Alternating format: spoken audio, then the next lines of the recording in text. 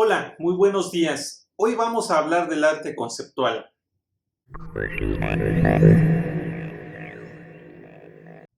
A partir de la segunda mitad del siglo XX, artistas, promotores de arte, galeristas, teóricos, tuvieron una pregunta en mente.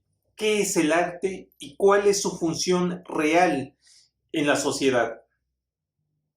Desde las primeras vanguardias del siglo XIX, los movimientos artísticos tuvieron un objetivo en común, que fue romper los paradigmas de la tradición. Pero exactamente qué paradigmas incomodaron tanto a los artistas.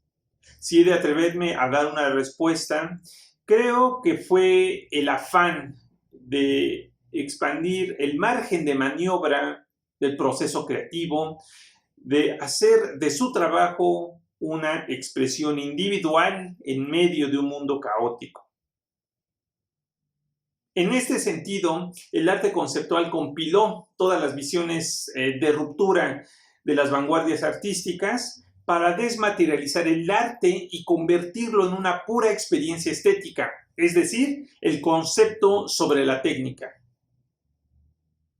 El término arte conceptual se remonta a 1961, cuando el filósofo y músico Henry Flint escribió un ensayo titulado así para hablar de las transformaciones del arte a lo largo de la primera mitad del siglo XX. No obstante, fue el artista Sol LeWitt quien sentó las bases de esta nueva corriente artística con su texto Párrafos sobre arte conceptual, publicado en 1967 en la revista Art Forum, en la que dijo que la idea o el concepto es más importante que cualquier otra cosa dentro de una obra de arte. El antecedente artístico más importante de este movimiento fue sin duda alguna los Rudimates del artista francés Marcel Duchamp, en los que si bien el objeto es importante, lo es en función de deconstruir el contexto en el que se deposita o con el que está dialogando. Otros movimientos importantes que influyeron en el surgimiento del arte conceptual fueron Long Art, en el que si recordamos la importancia era el proceso. Otras estrategias artísticas como el happening o la performance, que son acciones que involucraban el espacio y al público que asistía a las exposiciones. Tuvo repercusión en diferentes países de Europa y en Estados Unidos principalmente, aunque también se desarrolló en otras partes. Al tratarse de un proyecto multidisciplinario, albergó varios artistas y propuestas diversas. Fluxus fue un grupo de artistas organizado en 1962 por George Maciunas y que toma el nombre de la palabra latina de flujo para indicar esta constante transformación de la propuesta artística que ofrecía. Entre sus principales integrantes encontramos a Joseph Beuys, a Nam June Paik, a Walt Bostel, a Alan Caprow, a John Cage y a Yoko Ono. Joseph Beuys fue un importante innovador del arte en el siglo XX que trabajó con múltiples soportes como la performance, la instalación, la escultura y el video. Él fue piloto de combate al servicio del ejército alemán durante la Segunda Guerra Mundial, que va a ser un hecho importante que marcará su obra, no solamente su vida. Después estudió en la Escuela de Bellas Artes de Düsseldorf, donde posteriormente fue profesor e instituyó una nueva pedagogía del arte basada en la idea de ofrecer la experiencia estética a todo el mundo, es decir, como una forma de educar. En particular, sus acciones como Me gusta América y a América le gusto yo, o cómo explicar los cuadros a una liebre muerta, son al mismo tiempo una crítica social y una estrategia para motivar la reflexión en su público en torno al arte y a la vida.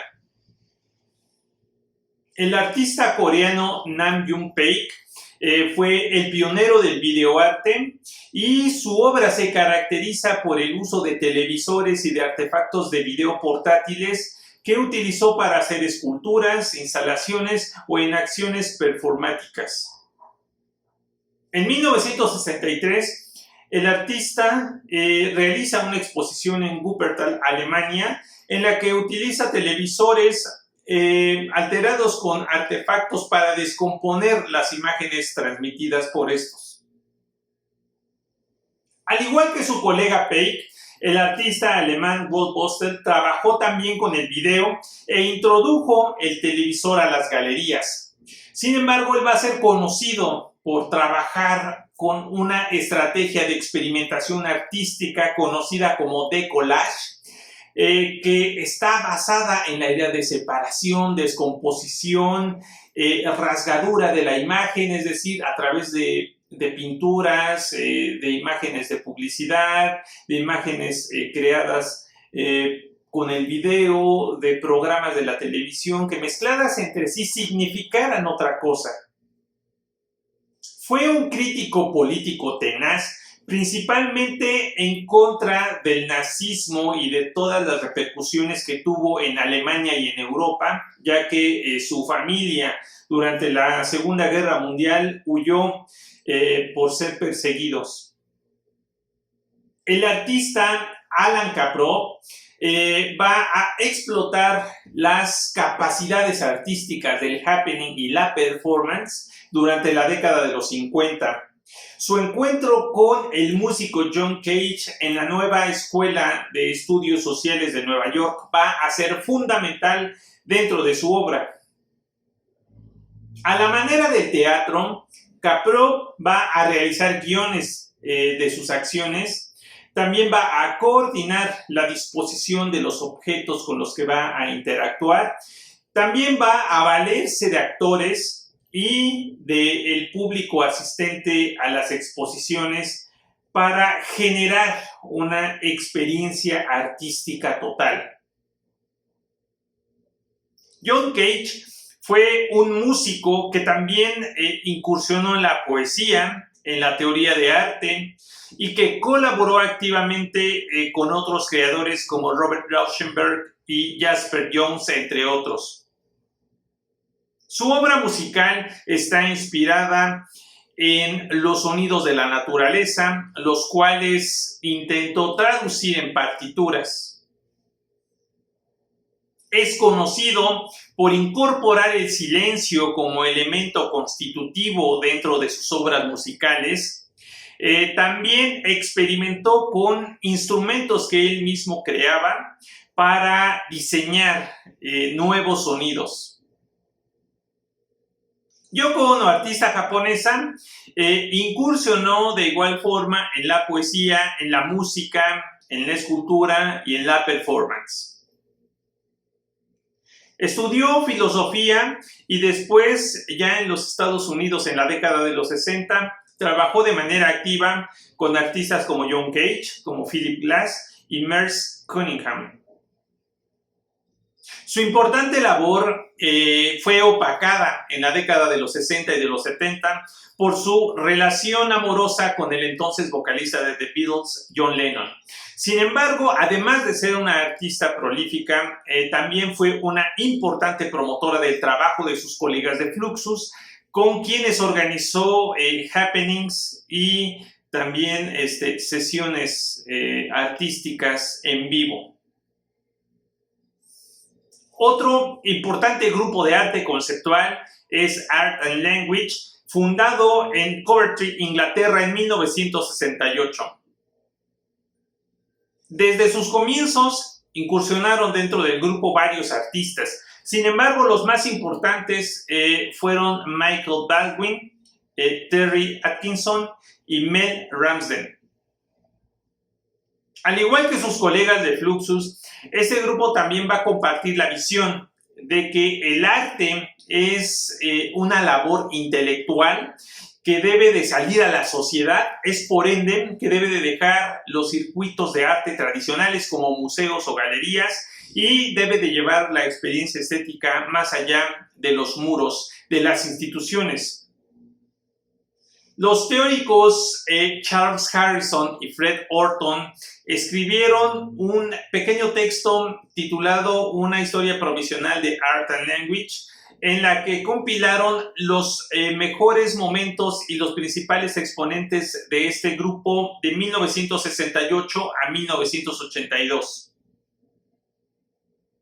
Otros artistas que merecen mención individual fueron el estadounidense Joseph Kosuth, quien rechazó utilizar objetos dentro de su trabajo para enfocarse en resaltar o exaltar la pura idea. En su texto de 1969, El arte después de la filosofía, el artista expone el carácter tautológico del arte, es decir, que este es definido y o explicado a través de su misma práctica. De ahí que se interese por abordar el arte como un problema lingüístico. Por su parte, el artista Yves Klein fue el pionero del nuevo realismo francés, un movimiento pictórico que buscó reivindicar lo ordinario sin idealización alguna. Creó el azul Klein Internacional, un color que utilizó en sus pinturas y sus acciones. Es recordado por utilizar el cuerpo desnudo de mujeres como pincel, los cuales cubría totalmente de pintura y después se dedicaba a recorrerlos en grandes telas que colocaba en el piso. Piero Manzoni fue un artista italiano que colaboró activamente con el nuevo realismo francés. Su trabajo se caracterizó por ironizar el arte contemporáneo al mencionar que todo lo que tocara, firmara o excretara el cuerpo de un artista inmediatamente se convertiría en una obra de arte.